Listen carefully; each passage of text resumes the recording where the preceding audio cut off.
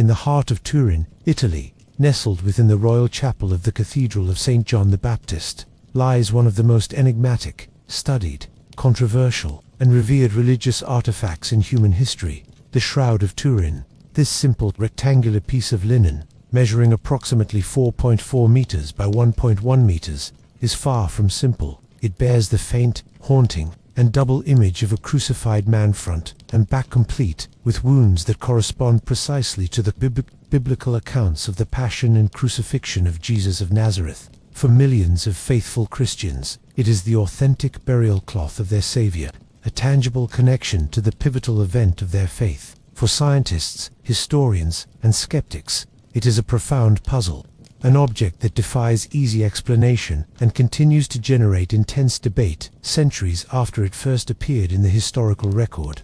This is not merely a piece of old cloth. It is a nexus where faith, science, history, and mystery collide with incredible force. The image on the shroud is not a painting, it is not a stain, it is not the result of any known artistic technique. It resides only on the very topmost microfibers of the linen threads, with no pigment, no dye, and no medium penetrating the cloth. It has the characteristics of a perfect photographic negative, a fact unknown until the late 19th century, when Secondo Pia, an amateur photographer, took the first official photograph of the shroud in 1898. As he developed the glass negative plates in his darkroom, he experienced a shock that would reverberate around the world. The negative on his plate revealed a positive image of stunning, lifelike clarity. The faint, ghostly impressions on the cloth transformed into a detailed, three-dimensional portrait of a man who had suffered a brutal death. This accidental discovery catapulted the shroud from an object of regional veneration into the international spotlight, launching the modern era of scientific inquiry that continues to this day. The man of the shroud is muscular and well-proportioned, standing about 1.78 meters, 5 feet 10 inches, tall, which was tall for a man in the Levant during the 1st century. He has a long mane of hair, a beard, and a mustache. His features are noble and serene in death, bearing the unmistakable marks of extreme trauma. The primary features visible are the crucifixion wounds, a large wound in the wrist, not the palm which would not support the weight of a body, and a similar wound on the feet, likely where a single nail passed through both feet onto the cross. The image shows a trickle of blood from the wrist, following the law of gravity, curving along the forearm. The scourge marks. The torso, legs, and back are covered with what appear to be scores of small, dumbbell-shaped lesions, consistent with the Roman flagrum, a whip with 2 leather thongs tipped with pieces of bone or lead. Medical experts have determined these wounds are on the back and the front of the body, indicating the man was whipped from both directions by 2 individuals. The head wounds. Numerous puncture wounds are visible on the scalp and forehead, consistent with the biblical crown of thorns.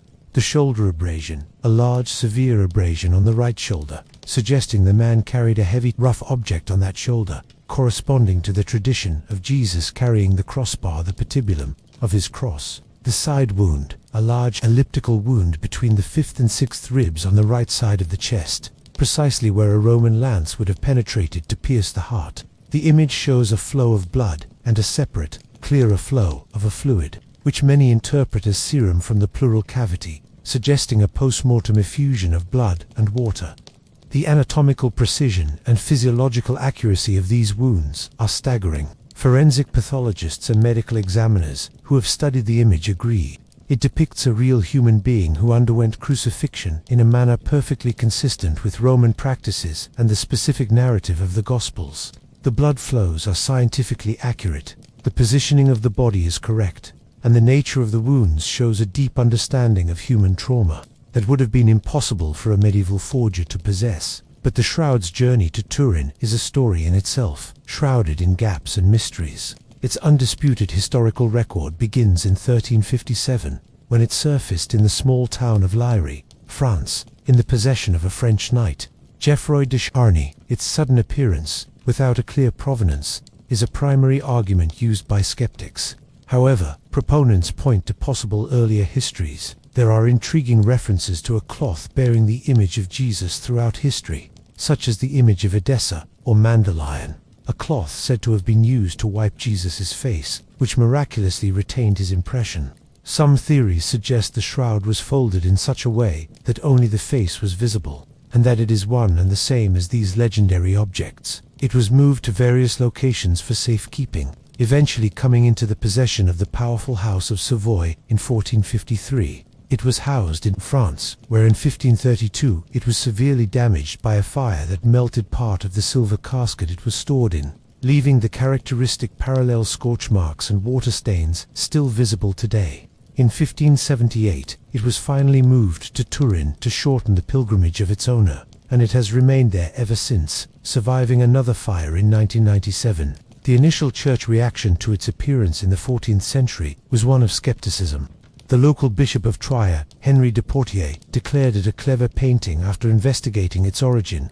His successor, Bishop Pierre d'Arcis, wrote a famous memorandum to the antipope, Clement VII, around 1389, stating that his predecessor had discovered the artist who had painted it, and that it was cunningly painted, a fact that was attested by the artist himself. This document is a cornerstone of the argument against the shroud's authenticity. However, Pope Clement VII, while forbidding it to be called the true shroud, allowed its veneration as a representation of the true shroud, a nuanced position that acknowledged its power to inspire faith, regardless of its origin. This sets the stage for the great conflict that defines the shroud.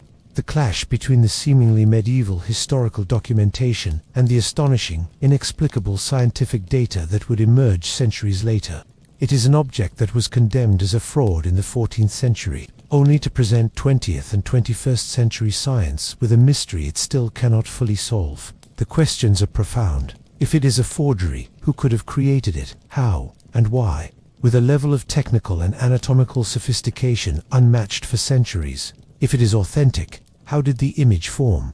What catastrophic event, tied to the moment of resurrection, could have left such a perfect, photographic imprint on a piece of linen? The search for answers to these questions leads us into the labyrinth of modern science, where physics, chemistry, and biology have all been employed to decode the secret of the shroud. The first quarter of this exploration has introduced the artifact, its physical characteristics, and its murky entry into documented history. We have seen the image of a man who suffered crucifixion in terrifying detail, and we have seen the initial accusations of forgery. The stage is now set for the dramatic entrance of modern science, which began in earnest in 1969, and would lead to the most controversial episode in the Shroud's long history, the radiocarbon dating of 1988. The latter half of the 20th century presented an unprecedented opportunity, the chance to subject the Shroud of Turin to the full force of modern scientific analysis. The driving force behind this was not the Church, but a group of curious American scientists and engineers, many of whom worked in the US nuclear and space programs. In 1978, following a rare public exhibition of the Shroud, a team of over 30 specialists under the banner of the Shroud of Turin research project STURP was granted 5 days of continuous, 24-hour access to the relic. Their goal was not to prove authenticity or forgery, but to simply answer one question: how was the image formed? They brought with them tons of state-of-the-art equipment, from microscopes and spectrophoton tours to ultraviolet lamps and X-ray fluorescence analyzers. Their findings, published in numerous peer-reviewed scientific journals, turned the mystery of the shroud from a historical curiosity into a full-blown scientific enigma. The STURP team's conclusions were startling, and they remain the foundation of the pro-authenticity argument. After millions of dollars of analysis and years of study, their final report in 1981 stated, "We can conclude for now that the image is that of a real human form of a scourged, crucified man. It is not the product of an artist. The bloodstains are composed of hemoglobin and also give a positive test for serum albumin. The image is an ongoing mystery." Let's break down their key discoveries. 1. The image is superficial and contains no pigment. The team confirmed that the image resides only on the topmost 2 microfibers of the threads in the high points of the weave. There is no capillary action, meaning no liquid soaked into the fibers. They found no evidence of any pigments, paints, dyes, or stains of any kind that could account for the image. They applied every technique at their disposal and found nothing that could be identified as a coloring agent. This single finding ruled out the possibility of it being a painting, the theory held by the medieval bishops and still popular among skeptics. 2. The image has 3-dimensional information encoded within it. Unlike any painting or photograph, the intensity of the Shroud's image, its darkness, is directly correlated to the distance between the cloth and the body it covered. Using a microdensitometer and a VP8 image analyzer, a device used for interpreting spatial data from satellites, they found that the image contained perfect, quantifiable 3D data. When fed into the VP8, the Shroud's image produced a natural, rounded, three-dimensional sculpture of a human body. No other two-dimensional image, whether a painting, drawing, or photograph, behaves in this way. This suggests the image-forming mechanism was a strange, distance-dependent phenomenon, such as some form of energy or chemical reaction radiating from the body. 3. The blood is indeed blood. Microchemical tests, spectroscopic analysis, and later, more advanced tests, confirmed the presence of blood on the Shroud. The findings indicated it was human blood of the AB blood type, a type common in the Middle East but relatively rare in medieval Europe. Perhaps more crucially, the blood was found to be on the cloth before the image was formed.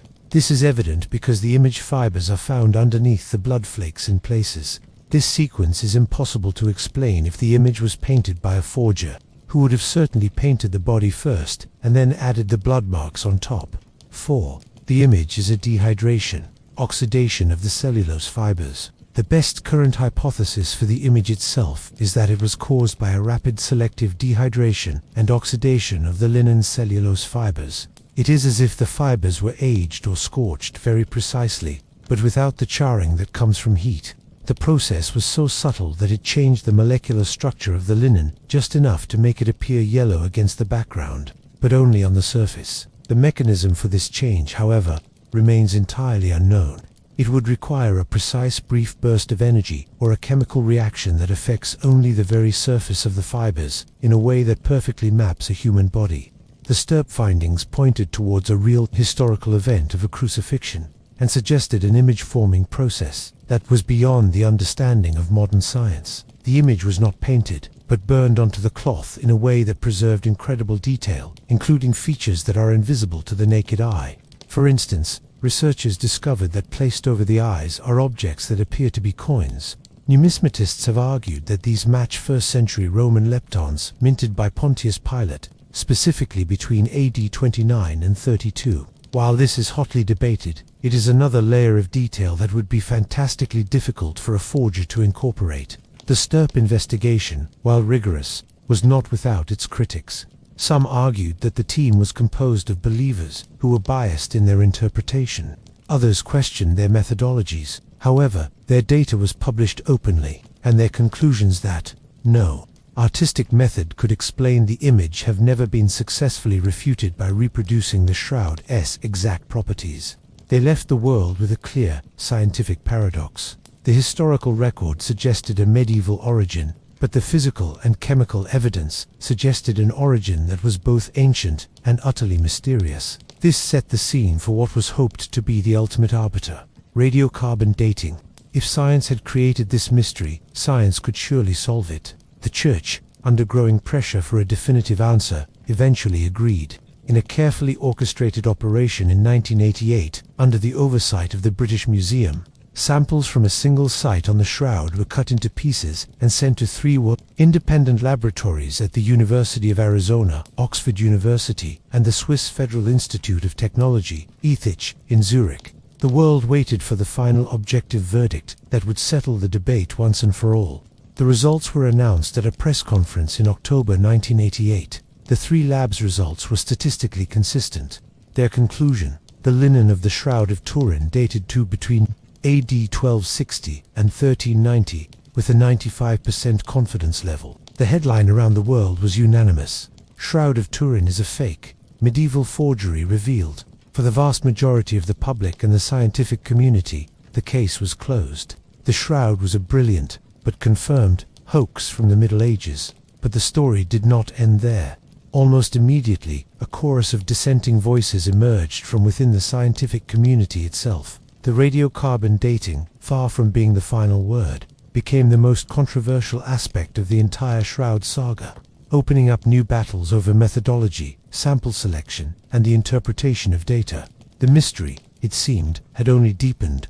The announcement of the 1988 radiocarbon dating results was a devastating blow to those who believed in the Shroud's authenticity. It appeared to be a clean, scientific, and definitive end to the debate, corroborating the historical doubts raised by Bishop Darkis's letter. The medieval dates seemed to perfectly explain the shroud's first documented appearance in the 1350s. For many, the mystery was solved. However, this consensus began to unravel almost immediately as a growing number of scientists, historians, and researchers began to critically examine the dating process itself. They raised a series of compelling objections that have kept the question of the shroud's age wide open. 1. The question of the sample. The most significant criticism concerns the sample used for dating. The piece of linen cut from the shroud was taken from a single, highly unusual location. The top left-hand corner, an area that is not only peripheral, but also visibly different from the rest of the cloth. This area is heavily handled, having been used for centuries to carry the shroud during exhibitions. It is also directly adjacent to the site of the 1532 fire and the patches repaired by the Poor Clare nuns. Critics, including renowned textile expert Dr. Mechthild Fleury-Lemberg, argued that this corner was likely contaminated in several ways. Invisible mending, reweaving.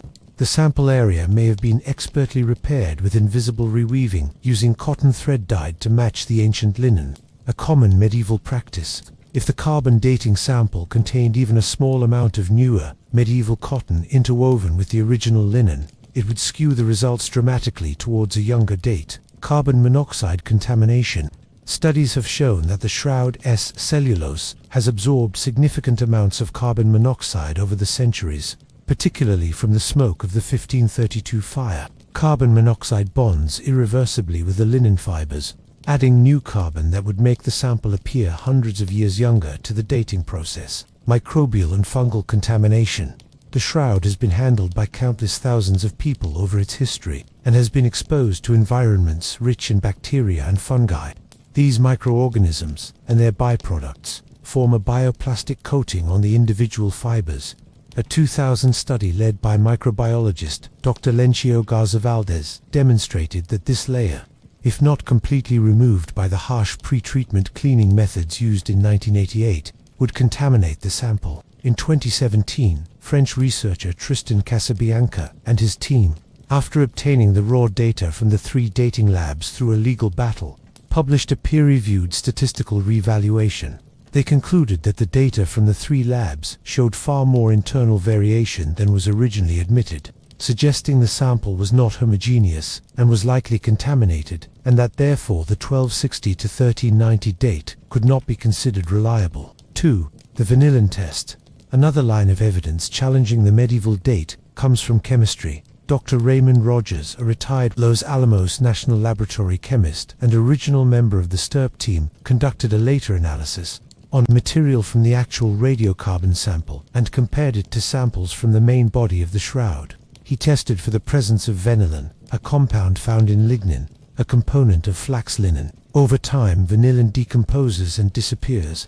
Rogers found that the main body of the shroud contained no vanillin, indicating it was extremely old, far older than the Middle Ages. However, the radiocarbon sample did contain vanillin, suggesting it was chemically different from the rest of the cloth, and likely came from a medieval repair patch. Rogers concluded, the radiocarbon sample has completely different chemical properties than the main part of the shroud. The age dating process failed, because the sampled material was not part of the original cloth. These persistent criticisms have led many to argue that the 1988 date is not the final word. They contend that the sample was not representative of the whole cloth, and that until a new, more rigorous, and multi-sample dating protocol can be conducted, the true age of the shroud remains an unanswered question. Faced with the scientific impasse created by the carbon-14 controversy, researchers have turned to other disciplines to seek answers, particularly history and botany. Historical evidence. Proponents of authenticity point to the Shroud of Constantinople. Historical records describe a cloth known as the sindon, the Greek word for shroud, being displayed in the Byzantine capital for centuries. This cloth was described as bearing the image of Jesus and was venerated as his true burial shroud. In 1204, during the brutal Fourth Crusade, Constantinople was sacked, and countless relics were looted and transported to Western Europe. The theory posits that the Shroud of Turin is this very object, looted by Crusader knights and eventually finding its way into the hands of the House of Savoy. This would fill the historical gap between the 1st century and its 1357 appearance in France. Botanical and material evidence, pollen studies. The late Israeli botanist Dr. Avinoam Danin studied pollen grains vacuumed from the surface of the shroud. He identified numerous plant species, many of which are native to the Jerusalem area. Most notably, he identified pollen from the Gundelia tunofortii plant, which has thorny flowers, and the Zygophyllum dumosum plant. He also claimed to have identified images of these flowers near the image of the man's head and on the shroud itself, suggesting they may have been part of the crown of thorns or placed in the burial tomb. The combination of these specific plants, he argued, points definitively to a region within a few miles of Jerusalem. Dust and limestone. Analysis of particles on the shroud's surface has identified travertine aragonite limestone, a type of limestone found in caves in and around Jerusalem. This matches the geological profile of the burial tombs in the region. These lines of evidence, textile analysis, chemistry, history, botany, and geology, paint a picture that is starkly at odds with the medieval carbon-14 date. They suggest an object that originated in the Middle East in the 1st century, consistent with the time and place of Jesus' crucifixion. The scientific data from Stirp suggests an image-forming process that is not artistic, but something akin to a burst of energy. This has led to the most profound and speculative question of all. If the shroud is authentic, what event could have caused such an image?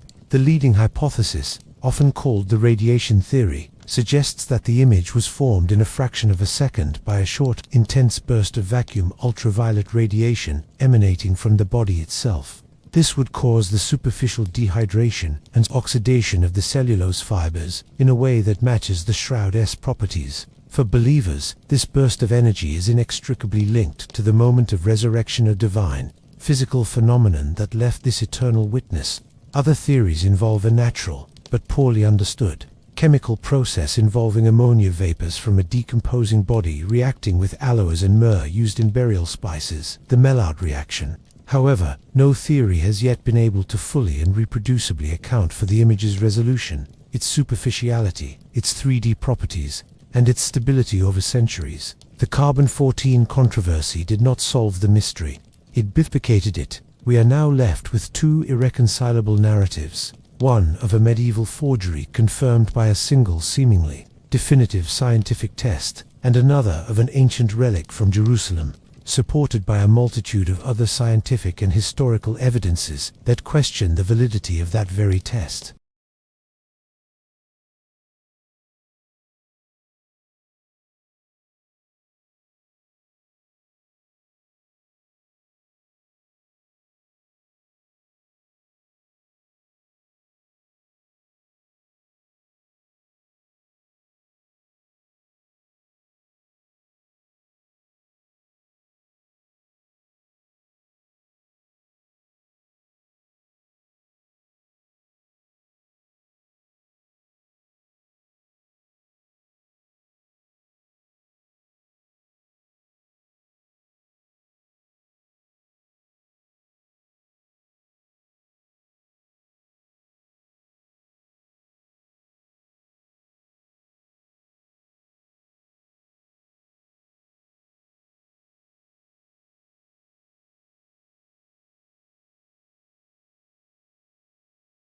The Shroud of Turin refuses to be categorized. It is an artifact that exists in a perpetual state of ambiguity, simultaneously a profound symbol of faith and an intractable scientific puzzle. Decades after the most intensive scrutiny any archaeological object has ever undergone, it offers no easy answers. Instead, it presents a series of paradoxes that challenge the boundaries of both history and science. To simply dismiss it as a medieval forgery requires ignoring a mountain of contradictory physical and biological evidence. To wholeheartedly accept it as the burial cloth of Christ requires explaining away the problematic radiocarbon date and the lack of a clear historical paper trail before the 14th century. The truth, as it often does, likely resides in a more complex space, one that we have not yet fully conceived. The enduring fascination with the shroud lies not in a potential proof of faith, but in its unique character as a testable mystery. For believers, it is not an article of faith.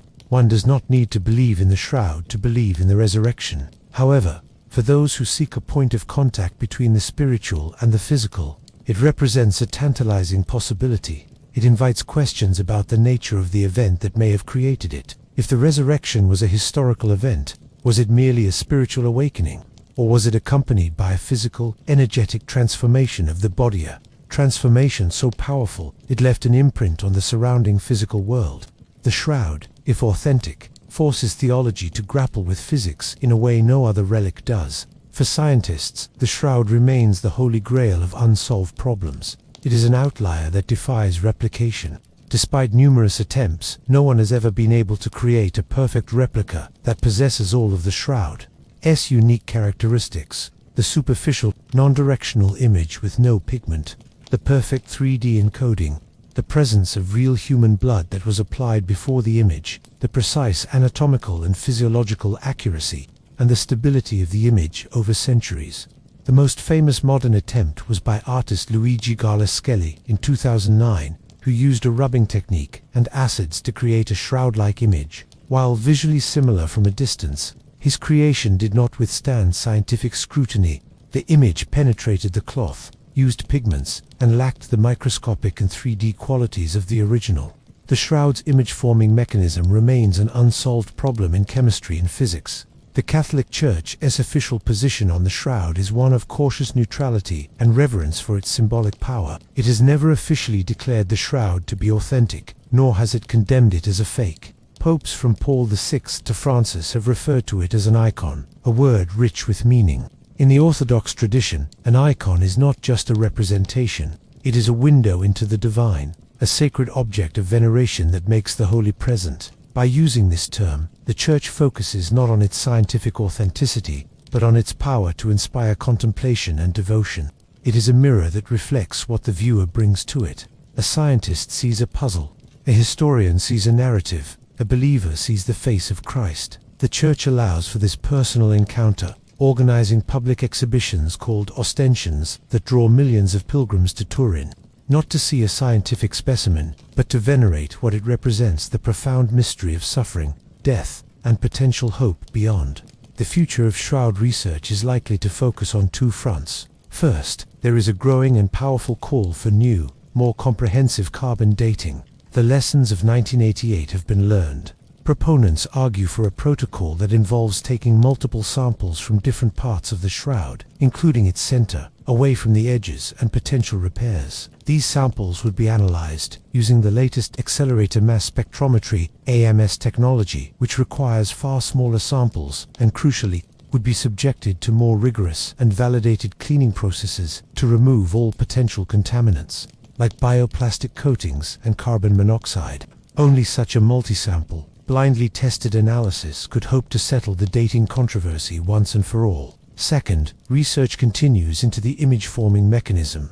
Advances in laser and radiation technology may provide new models for how a brief, directional burst of energy could cause the precise superficial degradation seen on the linen fibers. Each small step in understanding the image brings us closer to either a natural explanation or a deeper appreciation of its inexplicability. The Shroud of Turin, therefore, is more than a relic.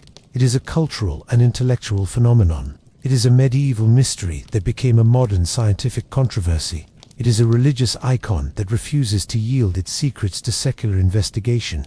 It is a single piece of linen that has spawned entire fields of study, countless books, documentaries, and academic papers. It forces us to confront the limits of our knowledge. Science, for all its power, has not been able to explain it away. History cannot fully account for it. Faith does not depend on it. In the end, the shroud's greatest secret may not be how it was made, but why it continues to captivate us. It speaks to a deep human desire for tangible connection with the transcendent, for evidence of the miraculous in the material world. It represents the eternal struggle to reconcile belief with empirical evidence. Whether the image was formed by a forgotten medieval genius using a lost art, by a strange and unique chemical accident, or by a moment of divine transfiguration, its power endures. It remains an enigma wrapped in a mystery, preserved in linen, a silent, haunting challenge from the past that continues to ask unanswerable questions about history, science, and the nature of belief itself. The man on the shroud remains silent, his eyes closed, his story etched onto the cloth in a language we have not yet fully learned to read. And so, the investigation continues, the debate endures, and the mystery lives on. The dawn of the 21st century and the advent of sophisticated digital technology have opened up new frontiers in the study of the shroud. High-resolution, multispectral imaging has allowed researchers to examine the cloth in unprecedented detail without the need for direct physical contact, preserving its integrity. In 2002, a team led by the late Mechthild Fleury-Lemberg, a renowned textile conservator, was granted rare access to perform a conservation intervention, which included removing the patches applied after the 1532 fire and the Holland cloth backing added in 1534. This meticulous work provided invaluable insights into the original sewing techniques and the construction of the cloth itself. Fleury-Lemberg noted that the stitching along one side, a seam style known as a side stripe, had parallels only in textiles found in the ancient fortress of Masada, which fell in AD 73. This observation, while not conclusive, added another thread of evidence pointing towards a first-century origin in the Judea region. Furthermore, the application of 3D modeling software far more advanced than the VP8 analyzer has allowed for even more precise examination of the body's topography. These digital models can create virtual reconstructions of the man of the shroud, offering forensic anthropologists new tools to analyze his physique, the nature of his wounds, and even the potential positions he was in during the formation of the image. This has not replaced the physical evidence, but has augmented it, creating a digital twin that can be studied indefinitely by scholars across the globe. The debate over the bloodstains has also entered a new phase. While the STIRP analysis confirmed the presence of hemoglobin and other blood components, later studies using more sensitive immunological techniques have continued to affirm these findings. Research published in peer-reviewed journals has reported the detection of other blood markers, such as creatinine and ferritin, which are elevated in patients who have suffered severe trauma, like a crucifixion. Additionally, spectroscopic analyses have provided further evidence for the presence of bilirubin, a compound that can be released in cases of extreme stress and torture, potentially explaining the unusual reddish color of the bloodstains that has sometimes been cited by skeptics. The scientific consensus on the blood remains one of the strongest pillars of the argument for the shroud's authenticity as the cloth of a truly tortured individual. However, the scientific journey is never without its counterpoint. In recent years, some researchers have proposed new theories for the image's creation that stop short of declaring it a deliberate forgery, but seek a naturalistic explanation within the medieval period. One such theory revisits the idea of a chemical reaction, perhaps between vapors from a corpse, and the limolum mordant used in medieval linen production, though this has yet to account for the image's high resolution and 3D properties. Another, highly speculative theory involves the potential for a primitive form of photography using a camera obscura and silver compounds, centuries before their known invention. These ideas, while creative, are generally met with significant skepticism as they fail to comprehensively address the full suite of the shroud's unique characteristics simultaneously, and lack any historical evidence for such advanced technology in the 13th or 14th centuries. The enduring mystery of the Shroud of Turin ensures that it will remain a subject of intense study and debate for generations to come. It sits at a unique crossroads, a single object that is subjected to the rigorous demands of empirical science, while simultaneously speaking the language of symbol, faith, and mystery. It does not prove anything, yet it challenges everything. It is a relic that, regardless of its ultimate origin, has become a powerful icon of human suffering, resilience, and the search for meaning beyond the grave. Its silent testimony continues to provoke, inspire, and humble all who seek to understand its secrets.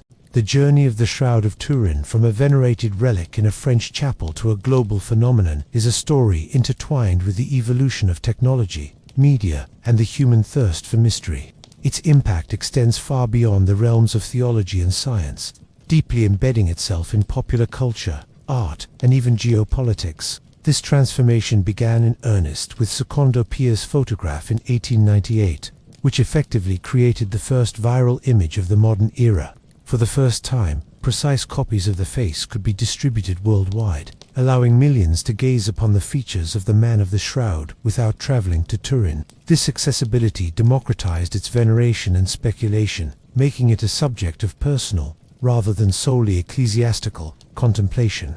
The 20th century saw the shroud become a pawn in larger narratives. During the fascist era in Italy, Benito Mussolini and the House of Savoy recognized its potent symbolic value and used its exhibitions to foster nationalistic and religious fervor. Later, during the Cold War, its existence behind the Iron Curtain in a NATO country added a layer of political intrigue. Its image has been analyzed by scientists from NASA's Jet Propulsion Laboratory, scrutinized by Holocaust historians for insights into Roman torture methods, and replicated by artists seeking to understand its power. It has inspired countless works of fiction, from best-selling novels like Irving Wallace's The Word, to films and television series, where it is often a catalyst for conspiracy theories or divine interventions. This permeation into the secular world underscores its unique status, an object whose meaning is continually reinvented by each generation that encounters it. A particularly fascinating and modern area of inquiry involves the application of facial recognition software and anthropological studies to the image. Researchers have attempted to analyze the facial features to determine the man's ethnic origins, with results consistently pointing towards a Semitic phenotype consistent with a first-century Jewish male from the Levant. Furthermore, studies of the bloodstains and wound patterns have provided gruesome but valuable insights for forensic pathologists and historians. Studying ancient Roman crucifixion practices, a form of capital punishment about which few precise archaeological details exist. The shroud, therefore, serves as a rare, if controversial, historical document, providing a visceral, graphic account of an ancient form of state-sanctioned execution. The 21st century has also seen the shroud become a focal point for the growing dialogue, and sometimes conflict, between science and religion. For new atheist movements, it is often held up as a prime example of superstitious belief being debunked by science, pointing solely to the 1988 carbon dating. For proponents of intelligent design, or those seeking to find scientific evidence for biblical events, it is a flagship artifact, a testament to a historical miracle that science cannot explain. This tension ensures its continued relevance in a world increasingly concerned with the boundaries between empirical evidence and spiritual truth. The business of the shroud is also a significant aspect of its modern story. The city of Turin has economies built around its exhibitions, with pilgrimages providing a massive boost to tourism. A vast market exists for souvenirs, from high-quality replicas and books to mass-produced trinkets bearing the face of the shroud. This commercialization, while sometimes criticized, also speaks to the profound human desire to possess a tangible piece of the mystery, to take a sliver of that transcendent enigma home. Ultimately, the shroud's power lies in its profound ambiguity. It is a Rorschach test on linen. It reflects back the assumptions, hopes, and worldviews of those who study it. The scientist sees an unsolved problem in radiation physics. The believer sees the face of Christ. The historian sees a window into medieval relic making or ancient Judea. The skeptic sees a brilliant, albeit unexplained forgery. This very inability to be categorically defined or explained away is the source of its enduring fascination. It is a puzzle that, in an age of instant information and scientific triumph, remains stubbornly unsolved. It is a silent challenge from the past, a whisper that perhaps our modern categories of real and fake, faith and science, are not as absolute as we believe. The man of the shroud continues his silent vigil, waiting for the day when the world might finally understand his secret. Or perhaps, teaching us to be comfortable with the mystery itself. The journey of the Shroud of Turin from a venerated relic in a French chapel to a global phenomenon is a story intertwined with the evolution of technology, media, and the human thirst for mystery. Its impact extends far beyond the realms of theology and science, deeply embedding itself in popular culture, art, and even geopolitics. This transformation began in earnest with Secondo Pia's photograph in 1898. Which effectively created the first viral image of the modern era. For the first time, precise copies of the face could be distributed worldwide, allowing millions to gaze upon the features of the man of the shroud without traveling to Turin. This accessibility democratized its veneration and speculation, making it a subject of personal, rather than solely ecclesiastical, contemplation. The 20th century saw the shroud become a pawn in larger narratives. During the fascist era in Italy, Benito Mussolini and the House of Savoy recognized its potent symbolic value and used its exhibitions to foster nationalistic and religious fervor. Later, during the Cold War, its existence behind the Iron Curtain in a NATO country added a layer of political intrigue. Its image has been analyzed by scientists from NASA's Jet Propulsion Laboratory, scrutinized by Holocaust historians for insights into Roman torture methods, and replicated by artists seeking to understand its power. It has inspired countless works of fiction, from best-selling novels like Irving Wallace's The Word, to films and television series, where it is often a catalyst for conspiracy theories or divine interventions. This permeation into the secular world underscores its unique status, an object whose meaning is continually reinvented by each generation that encounters it. A particularly fascinating and modern area of inquiry involves the application of facial recognition software and anthropological studies to the image. Researchers have attempted to analyze the facial features to determine the man's ethnic origins, with results consistently pointing towards a Semitic phenotype consistent with a first-century Jewish male from the Levant. Furthermore, studies of the bloodstains and wound patterns have provided gruesome but valuable insights for forensic pathologists and historians. Studying ancient Roman crucifixion practices, a form of capital punishment about which few precise archaeological details exist. The shroud, therefore, serves as a rare, if controversial, historical document, providing a visceral, graphic account of an ancient form of state-sanctioned execution. The 21st century has also seen the shroud become a focal point for the growing dialogue, and sometimes conflict, between science and religion. For new atheist movements, it is often held up as a prime example of superstitious belief being debunked by science, pointing solely to the 1988 carbon dating. For proponents of intelligent design, or those seeking to find scientific evidence for biblical events, it is a flagship artifact, a testament to a historical miracle that science cannot explain. This tension ensures its continued relevance in a world increasingly concerned with the boundaries between empirical evidence and spiritual truth. The business of the shroud is also a significant aspect of its modern story. The city of Turin has economies built around its exhibitions, with pilgrimages providing a massive boost to tourism. A vast market exists for souvenirs, from high-quality replicas and books to mass-produced trinkets bearing the face of the shroud. This commercialization, while sometimes criticized, also speaks to the profound human desire to possess a tangible piece of the mystery, to take a sliver of that transcendent enigma home. Ultimately, the shroud's power lies in its profound ambiguity. It is a Rorschach test on linen. It reflects back the assumptions, hopes, and worldviews of those who study it. The scientist sees an unsolved problem in radiation physics. The believer sees the face of Christ. The historian sees a window into medieval relic making or ancient Judea. The skeptic sees a brilliant, albeit unexplained, forgery. This very inability to be categorically defined or explained away is the source of its enduring fascination. It is a puzzle that, in an age of instant information and scientific triumph, remains stubbornly unsolved. It is a silent challenge from the past, a whisper that perhaps our modern categories of real and fake, faith and science, are not as absolute as we believe. The man of the shroud continues his silent vigil, waiting for the day when the world might finally understand his secret, or perhaps teaching us to be comfortable with the mystery itself. As we move deeper into the 21st century, technological advancements continue to provide new perspectives on the Shroud of Turin. High-resolution, digital imaging techniques have allowed researchers to examine the cloth with unprecedented precision without causing any physical damage. In 2008, a team of scientists conducted a new, extensive photographic survey using state-of-the-art equipment that captured images at 1,200 megapixels, revealing details invisible to the naked eye.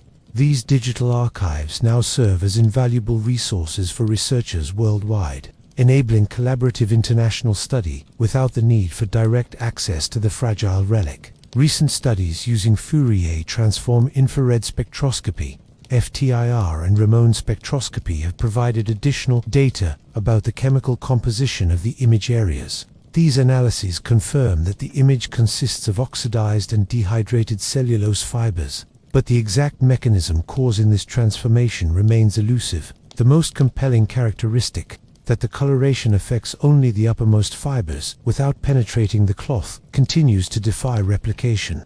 Using known medieval techniques or modern technology, the application of artificial intelligence and machine learning algorithms has opened new avenues of investigation. Computer scientists have developed sophisticated pattern recognition systems to analyze the distribution of image intensity across the cloth's surface. These studies consistently reinforce the unique three-dimensional information encoded in the image, a property that distinguishes it from any known artwork. The digital preservation of the shroud also allows for virtual reconstructions that enable researchers to study the cloth from angles and perspectives that would be impossible with the physical object. Ongoing textile research continues to provide insights into the shroud's provenance. Recent analysis of the weaving pattern and thread composition suggests characteristics consistent with ancient Middle Eastern textile production, rather than medieval European methods.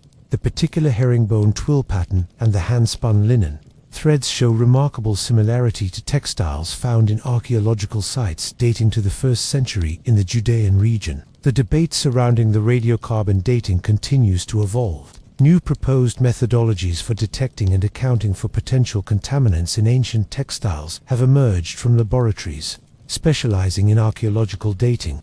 Some researchers have suggested that using microchemical tests to identify and remove modern contaminants before dating could provide more accurate results. However, the church authorities have been understandably cautious about permitting additional destructive testing, especially given the inconclusive nature of the previous dating attempt.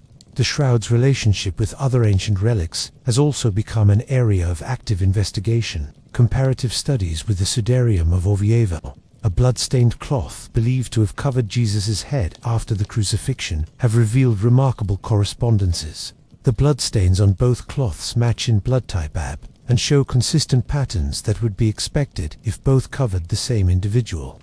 Pollen analysis has indicated that both relics contain similar plant species native to the Jerusalem area. The psychological and neurological impact of viewing the shroud has become a subject of scientific interest.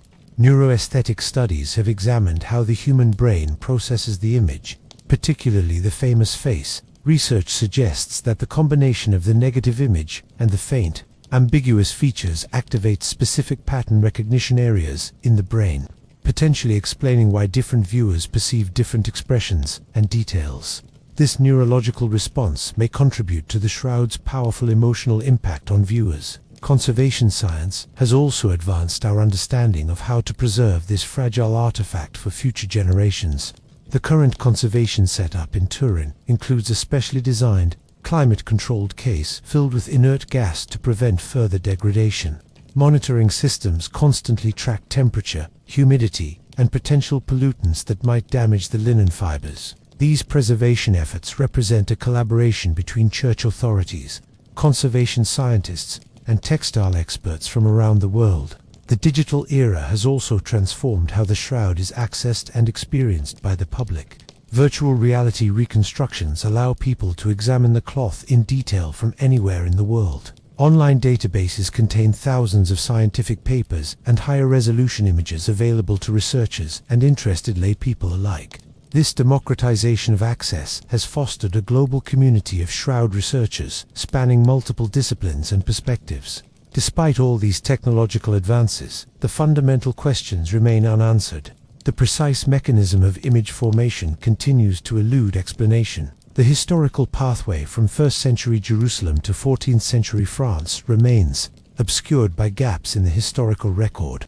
The contradiction between the scientific evidence supporting authenticity and the radiocarbon dating suggesting a medieval origin persists as the central paradox of shroud studies. What makes the Shroud of Turin unique among religious relics is its ability to simultaneously engage the deepest questions of faith and the most rigorous demands of scientific inquiry. It exists at the boundary between the material and the spiritual, between historical evidence and religious symbol. As technology continues to advance, each new generation brings fresh tools and perspectives to bear on this ancient mystery, ensuring that the investigation and the fascination will continue for years to come. The enduring mystery of the shroud reminds us of the limitations of human knowledge and the endless capacity for wonder. Whether ultimately proven to be a medieval creation of astonishing genius or an authentic archaeological artifact from the time of Christ, its power to captivate, inspire, and provoke inquiry remains undiminished by time. The silent testimony of the linen cloth continues to speak across centuries, challenging our assumptions, and inviting us to look more deeply both at the image it bears and at our own understanding of history, science, and faith. The story of the Shroud of Turin extends far beyond laboratories and research papers, has become deeply embedded in global culture, spirituality, and even politics. Its journey from a little-known medieval relic to a worldwide phenomenon represents one of the most fascinating aspects of its history. The cloth's impact can be seen across multiple dimensions of human experience, from art and literature to tourism and popular culture.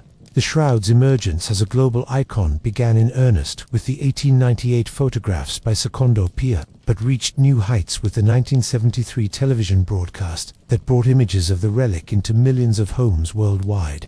This media exposure transformed the shroud from an object of regional devotion into an international sensation.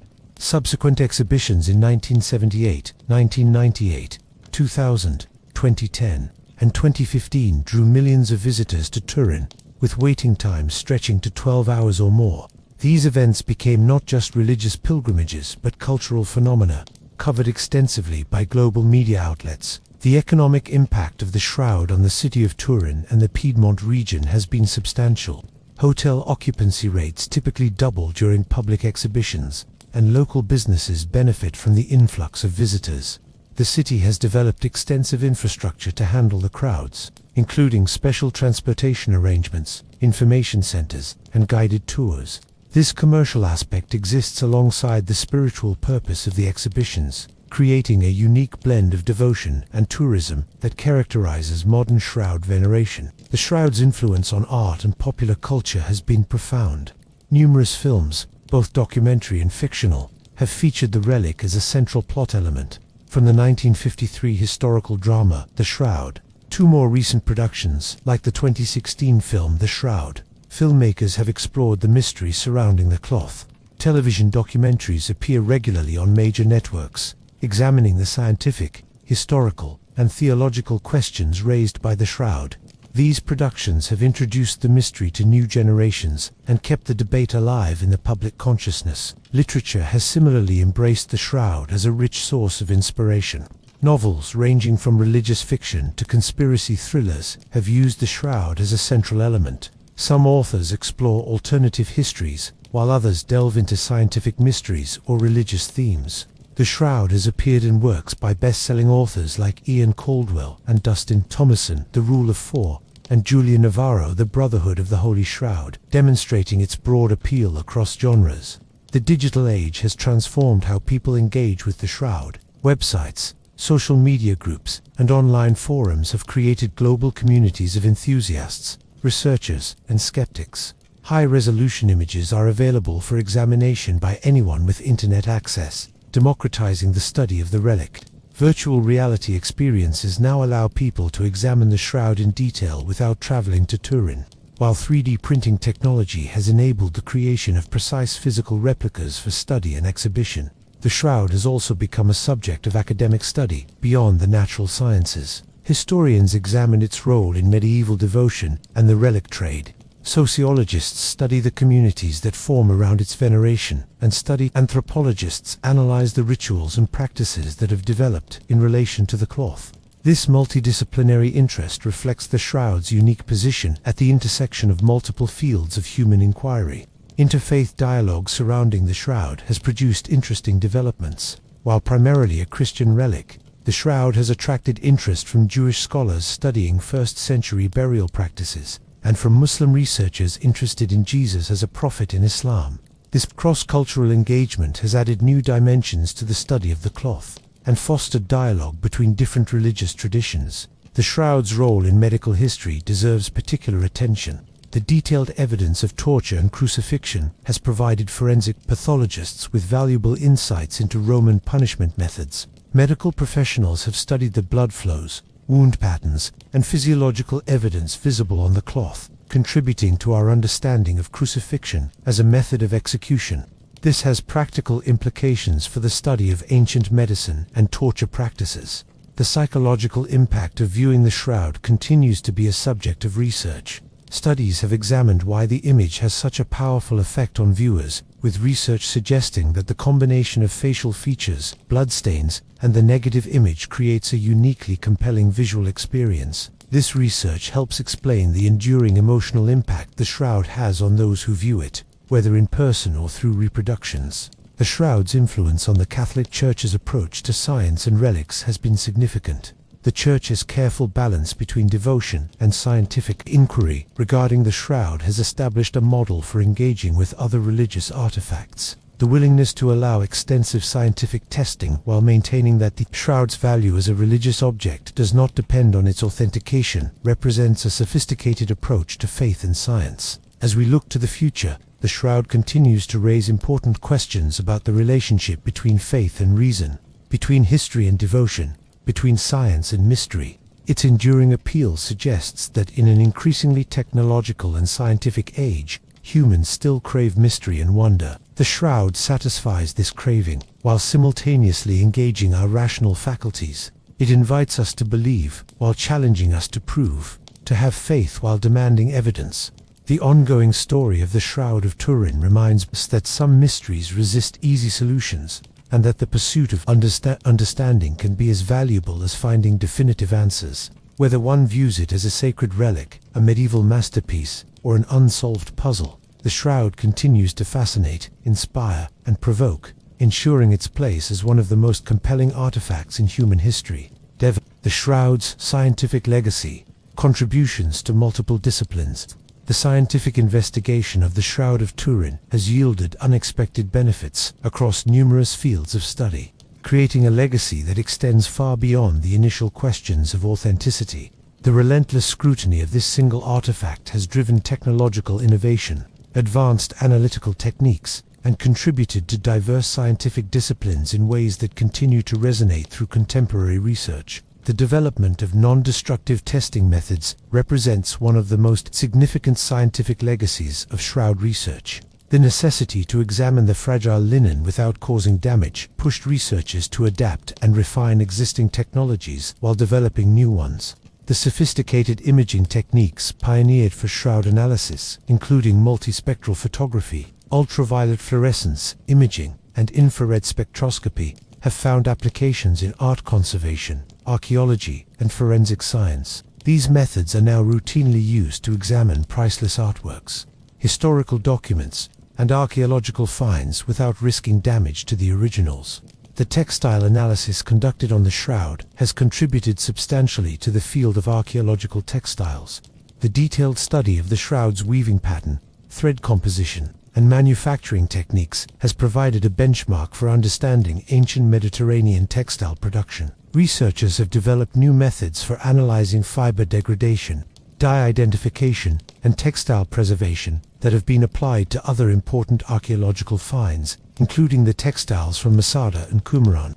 Forensic medicine has benefited significantly from the study of the shroud's bloodstains and wound patterns. The detailed analysis of blood flow patterns, serum separation, and wound characteristics has provided unique insights into crucifixion as a method of execution. This research has helped forensic pathologists better understand the mechanics of torture and execution in the ancient world. With applications in both historical research and modern forensic analysis, the study of the shroud's blood marks has particularly advanced understanding of how blood interacts with textile fibers over time. The environmental science research conducted around the shroud's preservation has advanced the field of artifact conservation. The development of the specialized oxygen-free display case and the continuous monitoring systems represent significant innovations in museum conservation technology. These advances have been adopted for preserving other sensitive artifacts, including ancient manuscripts, delicate textiles, and organic archaeological materials. The research on how linen degrades over time has contributed to better preservation techniques for historical textiles worldwide. The statistical methods developed to analyze the radiocarbon dating results and other complex datasets from shroud research have found applications in various scientific fields. The sophisticated approaches to handling contaminated samples, analyzing multivariate data, and addressing statistical uncertainties have been particularly valuable in archaeological dating and forensic science. These methodological advances have improved how scientists handle complex, multivariable problems across numerous disciplines. The study of the Shroud's possible image formation mechanisms has stimulated research in several branches of physics and chemistry. The investigation of radiation-based image formation, particularly involving ultraviolet radiation, has contributed to understanding how energy interacts with organic materials. While the exact mechanism remains unknown, the research has advanced our knowledge of surface chemistry, radiation physics, and materials science.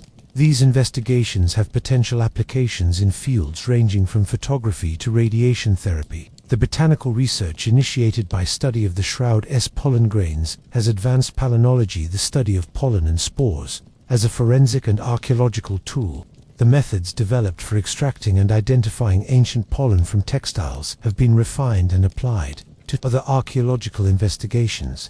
This research has helped establish more rigorous protocols for contamination, control and sample analysis in palynological studies. The psychological and neurological research inspired by the Shroud has contributed to our understanding of pattern recognition, facial perception, and religious experience.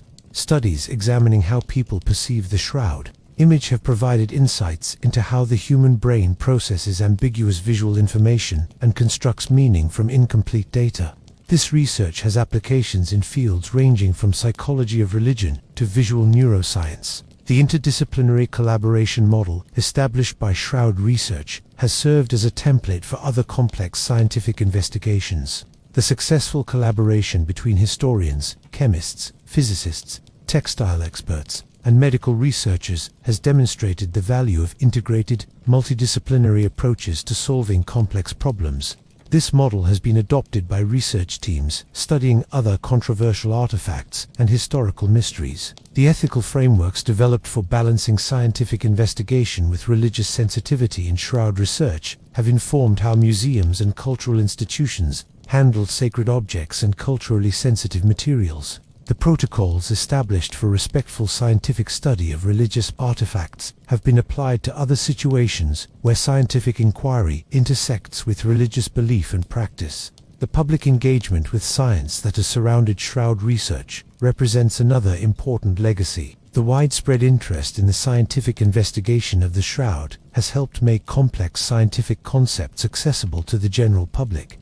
Media coverage of Shroud Research has introduced millions of people to concepts like radiocarbon dating, spectroscopy, and forensic analysis, helping to demystify scientific processes and generate public interest in scientific inquiry. The ongoing mystery of the Shroud continues to drive technological innovation. Current research efforts are developing increasingly sophisticated imaging techniques, more sensitive chemical analysis methods, and more advanced statistical approaches. Each new generation of technology brings fresh possibilities for understanding the Shroud, ensuring that the scientific investigation will continue to produce innovations with applications beyond the study of this single artifact. The scientific legacy of Shroud Research demonstrates how the study of a single, mysterious object can catalyze advances across multiple disciplines, whether the Shroud is ultimately authenticated as ancient or confirmed as medieval. The scientific journey it has inspired has produced valuable knowledge, advanced technology, and improved methodologies that continue to benefit numerous fields of inquiry. This legacy stands as a testament to the value of curious, rigorous, and interdisciplinary scientific investigation, regardless of the ultimate conclusions reached about the object being studied. Despite more than a century of intensive scientific investigation, the Shroud of Turin continues to guard its essential mysteries. The very questions that first captivated researchers remain largely unanswered, while new puzzles have emerged from decades of study. This enduring enigma ensures that the Shroud remains an active field of scientific inquiry, with researchers around the world continuing to develop new approaches and technologies to unravel its secrets. The fundamental question of image formation continues to defy satisfactory explanation. No proposed mechanism, whether radiation, chemical reaction, or mechanical transfer fully accounts for all the image's characteristics, its superficial nature affecting only the topmost fibers, its resolution equivalent to modern photography, its perfect three-dimensional information encoding, and its stability over centuries. The recent hypothesis of a corona discharge effect, while intriguing, still fails to replicate all these properties simultaneously. This ongoing mystery represents one of the most compelling scientific puzzles in the study of historical artifacts. The controversy surrounding the 1988 radiocarbon dating remains unresolved. While subsequent research has identified potential issues with sample contamination and questioned the representativeness of the tested area, no definitive resolution has emerged.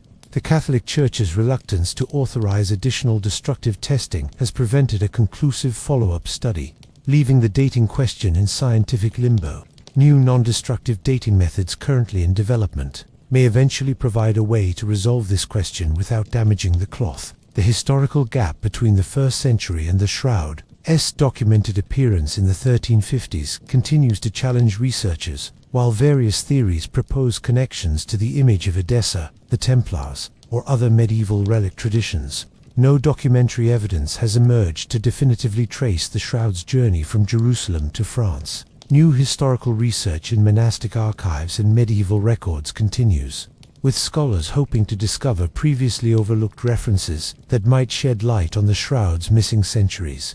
The bloodstains on the Shroud present their own set of unanswered questions. While multiple tests have confirmed the presence of hemoglobin and other blood components, the remarkable preservation of these blood marks over centuries remains puzzling. The precise identification of the blood as type AB, while consistent with Middle Eastern populations, cannot be considered definitive proof of authenticity. More sophisticated genetic analysis techniques may eventually provide additional information, but the minimal quantity of biological material and its degraded state present significant challenges. The three-dimensional properties of the image continue to baffle researchers. The precise correlation between image intensity and cloth body distance represents a level of spatial information that no known artistic technique can reproduce. This property suggests some form of radiation-based or field-based mechanism that acted at a distance from the body, but the exact nature of this process remains unknown. Advanced computer modeling and simulation techniques are being employed to test various hypothetical mechanisms, but so far none has successfully explained all the observed characteristics. The relationship between the Shroud and other purported relics of Jesus, particularly the Sudarium of Oviedo, continues to be investigated. The matching blood type and consistent wound patterns suggest a possible connection, but definitive proof remains elusive. More sophisticated comparative analysis, using advanced imaging and chemical analysis techniques, may help clarify whether these artifacts originated from the same source. The conservation challenges presented by the Shroud continue to drive innovation in preservation technology. The cloth has survived fires, water damage, and centuries of handling, but ongoing deterioration remains a concern. Research into new preservation methods, including advanced environmental control systems and non-invasive monitoring techniques, continues to develop.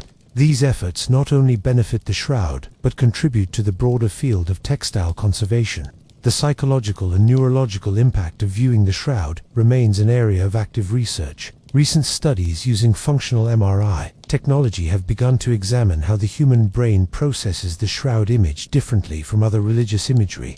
This research may help explain the particularly powerful emotional response many viewers report when encountering the Shroud. The development of new analytical technologies continues to offer hope for resolving some of the Shroud's mysteries. Advances in particle physics, particularly in the detection of exotic radiation types, may eventually provide tools to non-destructively analyze the cloth's molecular structure. Improvements in spectroscopic techniques offer the possibility of more detailed chemical analysis without sampling. Computational methods for analyzing complex, multi-layered data continue to improve, potentially allowing researchers to extract new information from existing datasets. The ethical questions surrounding the study of the Shroud continue to evolve, as new technologies emerge that could potentially provide definitive answers, but might risk damaging the cloth. Researchers, church authorities, and conservation experts must balance the desire for knowledge with the responsibility to preserve this unique artifact for future generations. This ongoing dialogue between science, faith, and conservation represents an important aspect of the Shroud's modern story. The enduring mystery of the Shroud of Turin serves as a powerful reminder of the limitations of human knowledge and the endless capacity for wonder. In an age of scientific advancement and technological achievement, this ancient linen cloth continues to defy explanation, challenging our assumptions and inviting us to consider possibilities beyond our current understanding. Whether ultimately proven to be a medieval creation of astonishing genius or an authentic artifact from the time of Christ, the Shroud's greatest legacy may be its ability to inspire curiosity, drive innovation, and remind us that some mysteries are worth preserving, even if they remain unsolved. The continued study of the Shroud represents not just a scientific investigation, but a human journey, a collective effort to understand something that transcends easy categorization. As research continues and new generations of scientists, historians, and theologians take up the challenge, the story of the Shroud of Turin remains unfinished, its final chapters yet to be written. This ongoing quest for understanding, spanning disciplines and centuries, stands as a testament to humanity's enduring fascination with the mysterious, the sacred, and the unexplained.